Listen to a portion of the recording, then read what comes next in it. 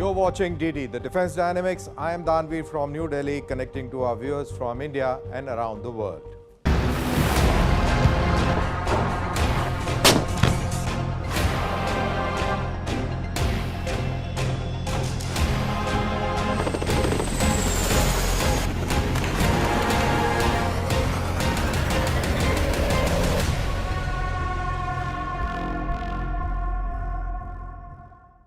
India and United States have signed two major agreements during the visit of Mr. Rajnath Singh, India's Defense Minister, to Washington in August.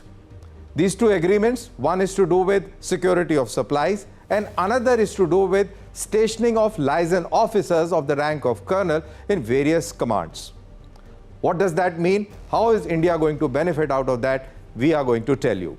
On the other side, India's Prime Minister has made a maiden visit to Poland and thereafter to Ukraine. What does that mean in strategic terms? We are going to tell you, and much more. SOSA, or the Security of Supplies Agreement, was signed on the sidelines of Defense Minister Mr. Rajnath Singh's visit to America. And thereafter, the next step is going to be the RDP, or the Reciprocal Defense Procurement Agreement. While the SOSA is legally non-binding, RDP is going to be legally binding.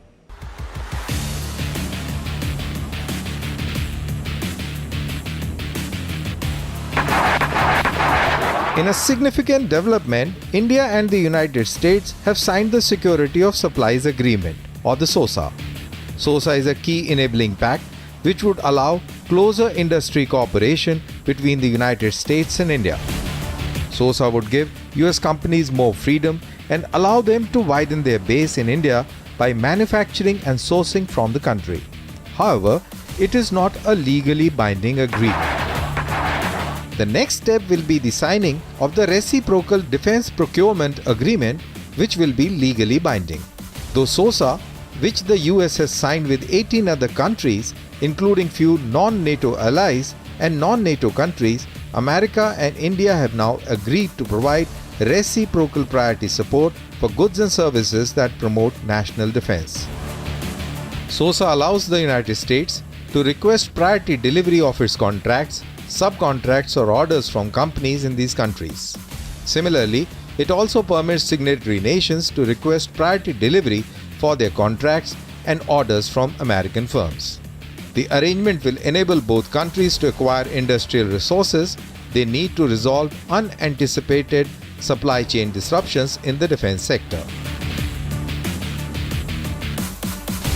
The United States will provide India assurances under US Defense Priorities and Allocation System with program determination by its Department of Defense and rating authorization by Department of Commerce. India will in turn establish a government industry code of conduct with its industrial base, where Indian firms will voluntarily agree to make reasonable efforts to provide US priority support. All prioritization will be based on goodwill and not because one is bound by the commitment.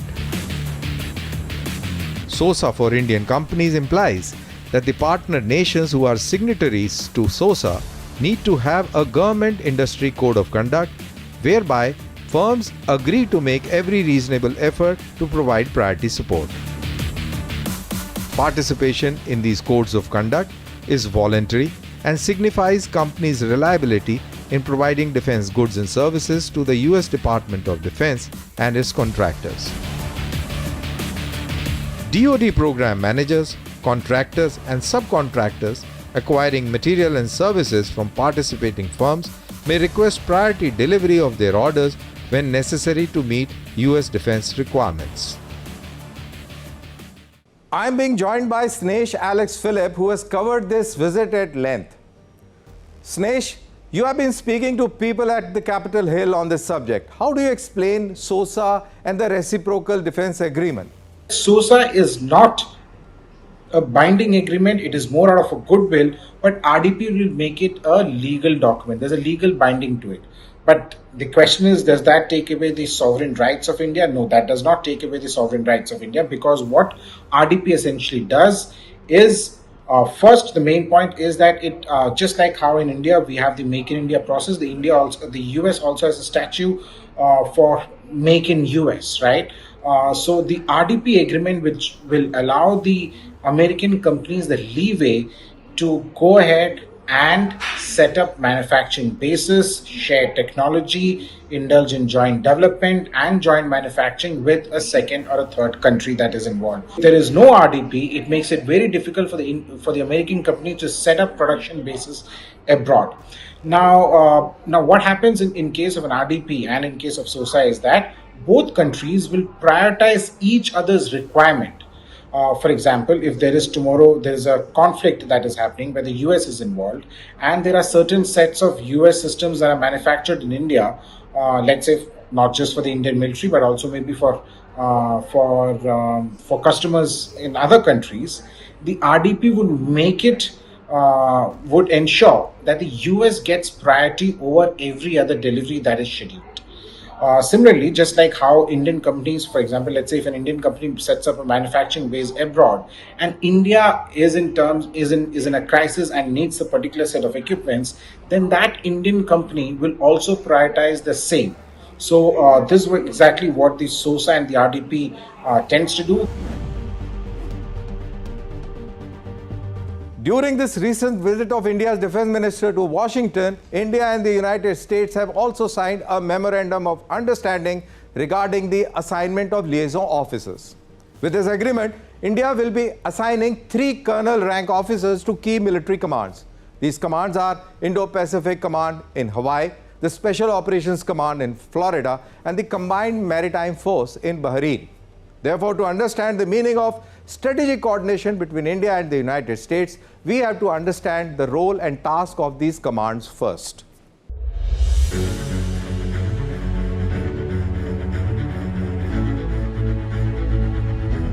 The United States Indo-Pacific Command is one of the 6 geographic combat commands defined by Department of Defense's Unified Command Plan. The other geographic commands are the Northern Command, European Command, Southern Command, Central Command, and the Africa Command. As a geographic combatant command, the US Indo-Pacific Command is in charge of using and integrating United States Army, Air Force, Navy, and the Marine Corps forces within its area of responsibility. The idea is to achieve US national security objectives while protecting national security interests. The US Indo-Pacific Command area of responsibility covers more of the globe of any other geographic command and shares borders with all other 5 geographic combat commands. The commander of US Pacific Command reports directly to the President of the United States through Secretary of Defense and is supported by multiple components and sub-unified commands that includes US Forces Korea, US Forces Japan, US Special Operations Command Pacific, US Pacific Fleet, US Marine Forces Pacific, US Pacific Air Forces, and US Army Pacific. The United States Special Operations Command is a unified combatant command charged with overseeing various special operation components of the Army, Navy, Marine Corps, and the Air Force of United States Armed Forces. The U.S. Special Operations Command is headquartered at MacDill Air Force Base in Tampa, Florida. The idea of an American Unified Special Operations Command had its origin in the aftermath of Operation Eagle Claw. It was the disastrous attempt to rescue hostages of the American Embassy in Iran in 1980. And since its activation on 16 April 1987, U.S. Special Operations Command has participated in many operations from 1989 invasion of Panama to the War on Terror. U.S. Special Operations Command is involved with clandestine activities such as direct action, special reconnaissance, counter-terrorism, foreign internal defense, unconventional warfare, psychological warfare, civil affairs, and counter-narcotics operations.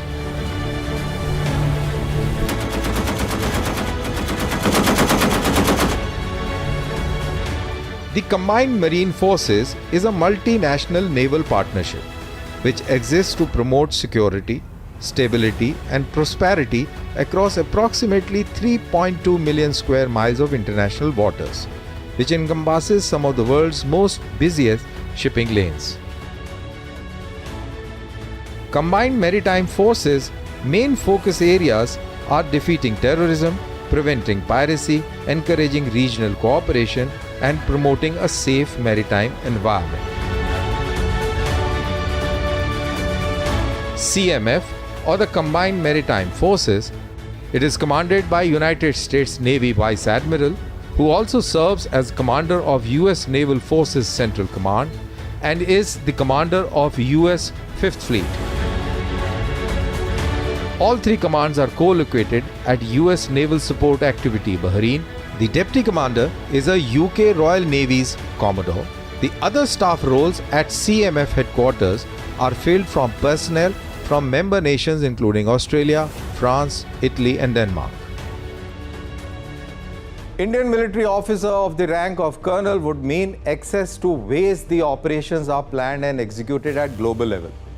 This will give a hands-on exposure to Indian military officers in the way logistics and operational planning is carried out, panning out in a geographical area across oceans and continents. This move will help both these countries in better coordination in intelligence sharing, joint training, and operational planning.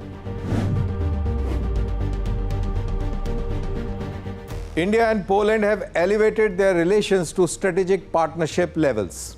As Prime Minister Narendra Modi and his Polish counterpart Donald Tusk during the recent visit explored ways to expand cooperation in defense and security besides enhancing trade, investment and digitalization.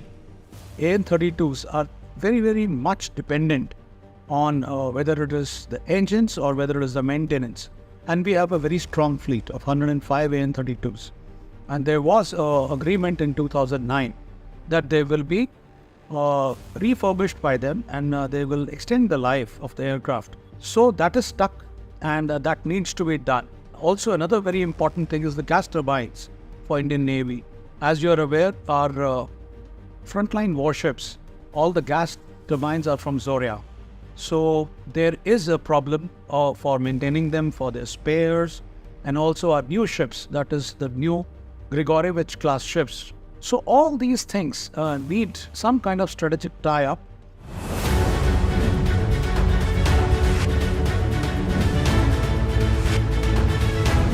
The Indian Prime Minister Mr. Narendra Modi has done to India-Poland ties what others couldn't do in 4 decades. In his maiden trip to an independent Warsaw on 21st and 22nd August 2024, the two sides elevated their age-old bilateral relation to a strategic partnership. The joint statement issued by India's Ministry of External Affairs mentions a crisp 5-year action plan to implement the goals of strategic partnership. The action plan 2024-28 begins with a mechanism to regulate an annual political dialogue at the Deputy Foreign Minister's level and strengthen security and defense cooperation to promote industry-level contact and modernization of military equipment. The joint working groups for defense cooperation, formed in 2003 but lying dormant for few years, have been revived immediately. The next round will take place in 2024 itself. While the action plan also mentions other aspects of relationship, defense cooperation is likely to be the mainstay. This type of partnership can be divided in 2 parts: defense industry cooperation and joint exercises. Both together complement the defense and security domain. Thus, India's Ministry of Defence's decision to open new defense wing in Poland last year with a brigadier rank officer to oversee various aspects of cooperation has worked in the best interest of both the sides. It reiterates the impact of timely decisions in harnessing the true potential of a bilateral relationship.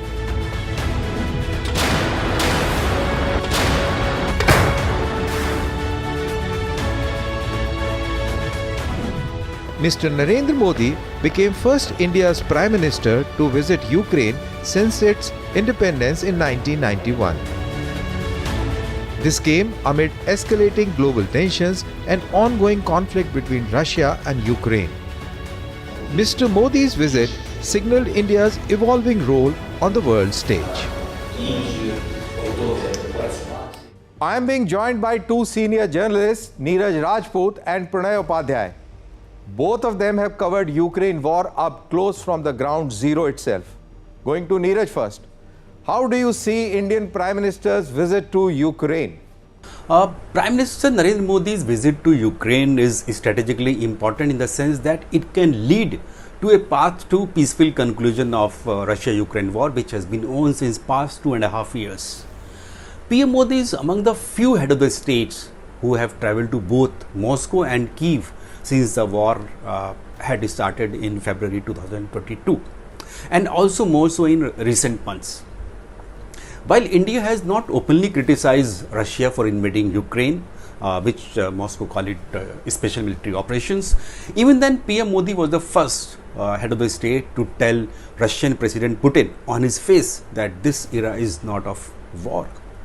Also sitting in Kremlin last month when PM Modi had visited Moscow, he had openly said that his heart goes out for children killed in hospital in Kyiv during the attack. So Ukraine, which was hesitant in talking to India in the initial months of war, keeping in view that New Delhi's close proximity to Moscow, and also because India has strategic relations with Russia, has now realized that even after close ties between India and Russia and Prime Minister Modi and Putin, India had participated in a peace summit for Ukraine in Switzerland in the month of June. Zelensky, who is generally seen as aggressive and hawkish, maybe because he has been in war, his country is in war since past 2.5 years, found a shoulder in the form of PM Modi, where he could rest for a few moments. We saw that kind of powerful images and videos which had emerged from Kyiv. Yes, Neeraj, definitely those images were extremely powerful. With this, Pranay, I come to you. In a span of just 6 weeks, a lot has changed. Indian Prime Minister visiting Russia, then now to Poland and Ukraine, and concurrently Indian Defence Minister was in the United States. So how would you define Indian diplomacy at this moment?